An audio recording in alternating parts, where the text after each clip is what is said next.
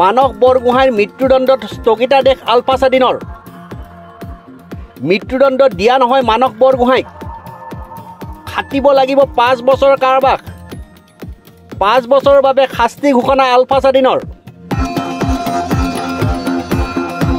আলফা স্বাধীনৰ major general নয়ন অসম স্বাক্ষৰিত এক প্ৰেছ বিবৃতিযোগে আলফা স্বাধীনে কয় যে ইয়াৰ দ্বাৰাই অসমৰ থলগিৰি শ্ৰদ্ধাৰ জনগণৰ লগতে সংযুক্ত মুক্তি বাহিনী অসম স্বাধীন সংগঠনৰ সমূহ আয়োগ অনায়োগ বিষয়া তথা সদস্যক জ্ঞাতাৰ্থে জনোৱা হয় যে ন্যস্ত স্বাৰ্থৰ বাবে থলগিৰি এছাম যুৱক যুৱতীক চোৰাংচোৱা নিয়োগেৰে প্ৰতিবিপ্লৱী কাৰ্যত ব্যৱহাৰ কৰাটো যুদ্ধবাজ ভাৰত ৰাষ্ট্ৰৰ সামৰিক অভিযানৰ এক অংশ বিশেষ। অসমৰ সন্মিলিত জাতীয় মুক্তি বিপ্লৱৰ সুদীৰ্ঘ পথ পৰিক্ৰমাত এয়া নিশ্চয়কৈ নতুন কথা নহয়। সেয়ে জাতীয় দায়িত্বৰ অনুকূলে অভিজ্ঞতালব্ধ শিক্ষাৰ আলোকত আত্মৰক্ষা আৰু প্ৰতিৰোধী কলাৰ বাস্তৱসন্মত প্ৰয়োগৰে প্ৰতিপক্ষৰ সকলো দুৰভিসন্ধি মষিপুৰ কৰি আগুৱাই যোৱাতহে প্ৰতিগৰাকী স্বাধীনতা সেনানীৰ প্ৰধান কৰ্তব্য।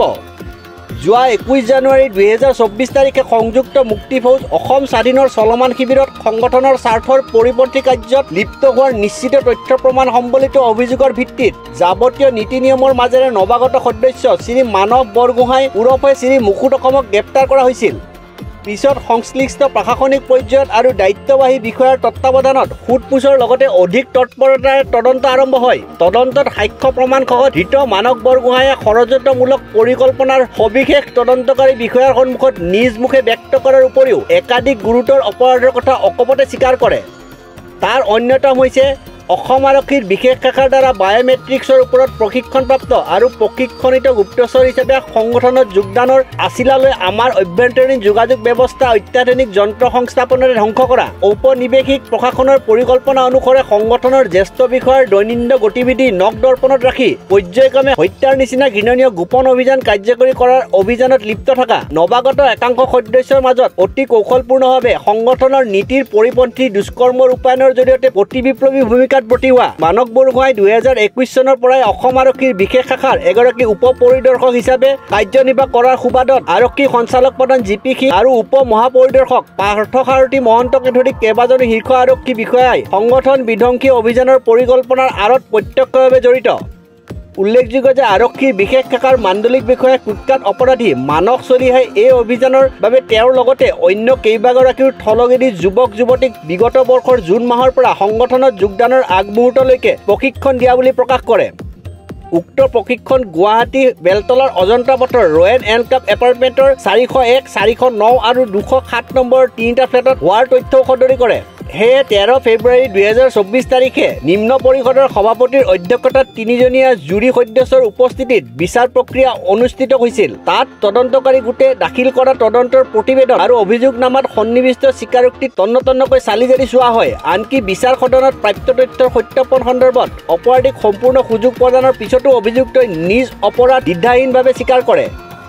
এই সকলো দিশ নিৰ্মোহ পৰ্যালোচনাৰ অন্তত এই কথা দৃঢ়তাৰে প্ৰতীয়মান হয় যে ভয়াৱহ পৰিণামৰ বিষয়ে জানি বুজি ক্ষমতাৰ প্ৰলোভন আৰু লোভনীয় পুৰস্কাৰৰ জালত পৰি ধৰি হোৱাৰ দূৰাকাংক্ষা মাত্ৰাধিকভাৱে বৃদ্ধি পোৱাৰ কাৰণে অভিযুক্তই নিজেই জগৰীয়া। প্ৰতাৰণা প্ৰবঞ্চক বৃত্তি হিচাপে লৈ প্ৰাণঘাতী জঘন্য ষড়যন্ত্ৰত লিপ্ত হোৱাটো কেতিয়াও গ্ৰহণযোগ্য হ'ব নোৱাৰে। এনে কুচক্ৰান্তমূলক কাৰ্যকলাপ ক্ষমাৰ অযোগ্য। ঔপনিৱেশিক প্ৰশাসনৰ পৰিকল্পনা অনুযায়ী ছদ্মবেশী দেশপ্ৰেমিকাৰ ভাও লৈ সংগঠনক ক্ষতি কৰিব বিচৰা অপচেষ্টাক জাতিদ্ৰোহী অপৰাধ হিচাপে গণ্য কৰা হয়। এই ক্ষেত্ৰত আমাৰ সংগঠনত জন্মলগ্নৰে পৰা আজিকো প্ৰতি শূন্য সহনশীল নীতি প্ৰযোজ্য। গতিকে পবিত্ৰ সংবিধানৰ দফা 1 UPCৰ অনুচ্ছেদ গ1 খ ঙ 2ৰ বিশেষ অনুচ্ছেদ 1-2 অনুসৰি ঔপনিৱেশিক ৰাষ্ট্ৰৰ হৈ চোৰাংচোৱাগিৰি তথা গুপ্ত ষড়যন্ত্ৰত লিপ্ত থকাৰ অপৰাধত দোষী সাব্যস্ত কৰি চৰম শাস্তিৰ মৃত্যুদণ্ডৰে দণ্ডিত কৰে আৰু ইয়াৰ কাৰ্যকৰীকৰণৰ বিধিসন্মত অনুমোদনৰ হেতুকে উচ্চতম পৰিষদৰ সন্মানীয় সভাপতি মহাশয়লৈ প্ৰেৰণ কৰা হয়। কিন্তু সভাপতি মহাশয়ে সাংবিধানিক বিশেষাধিকাৰৰ ভিত্তিত মানৱীয়তাৰ খাতিৰত আৰু বিভিন্ন মাধ্যমত প্ৰতিফলিত থলগিৰি সহস্ৰ জনগণৰ আৱেগ অনুভূতিক সন্মান জনাই গুৰুতৰ অপৰাধত দোষী সাব্যস্ত মানস বৰগোহাঁইৰ ক্ষেত্ৰত নিম্ন বিচাৰ সদনে গ্ৰহণ কৰা মৃত্যুদণ্ডৰ দৰে চৰম শাস্তিৰ ৰায়দানক ৰদ কৰি তাৰ পৰিৱৰ্তে অন্য শাস্তি প্ৰদানৰ হকে নিম্ন বিচাৰ সদনলৈ নিৰ্দেশাৱলী জাৰি কৰে।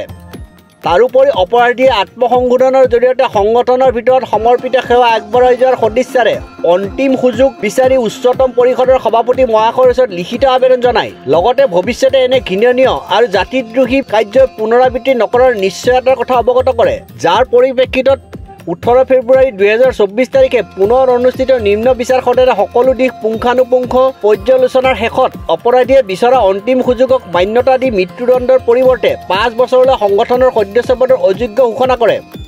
ফলশ্ৰুতিত তেওঁ শিবিৰত থাকি এবছৰ কাল শাৰীৰিক শ্ৰমদান ন্যায়সংগত সময়সূচী অনুসৰি শাস্তিৰ উপৰিও পৰৱৰ্তী 4 বছৰ ইতিবাচক ভাৱধাৰা আৰু কৰ্মসংস্কৃতিৰ জৰিয়তে আত্মসংশোধন হৈ সদস্য প্ৰাপ্তিৰ যোগ্যতা তথা বিপ্লৱী সত্তা আহৰণৰ উদ্দেশ্যে উত্তৰণৰ দিশত উদ্ভাসিত হোৱাৰ সুযোগ প্ৰদান কৰা হয়। অৱশ্যে এই সময়ছোৱাত তেওঁক বিপ্লৱী সেনানীসকলে পোৱা সকলো ধৰণৰ সাংবিধানিক সুবিধাৰ পৰা বঞ্চিত কৰিব নোৱাৰিব। এই ক্ষেত্ৰত ফলপ্ৰসূ কাৰ্যকৰী পদক্ষেপ ল'ব পৰাকৈ জ্যেষ্ঠ আয়োগ বিষয়াক লৈ গঠিত এখন 3জনীয়া উচ্চ ক্ষমতাসম্পন্ন নিৰীক্ষণ আৰু পৰ্যালোচনা কমিটিক কৃতিত্ব প্ৰদানেৰে দায়িত্ব অৰ্পণ কৰা হয়। উক্ত সময়ছোৱাত আদৰ্শ আচৰণবিধি আখৰে আখৰে মানি চলাটো বাধ্যতামূলক হ'ব আৰু সংগঠনৰ বৃহৎ স্বাৰ্থত প্ৰদান কৰা অন্তিম সুযোগক সঠিক দিশত মূল্যায়নত পুনৰ ব্যৰ্থ হ'লে যিকোনো অবাঞ্ছিত শাস্তিৰ বাবে সংযুক্ত মুক্তি বাহিনী অসম স্বাধীন জগৰীয়া নহ'ব।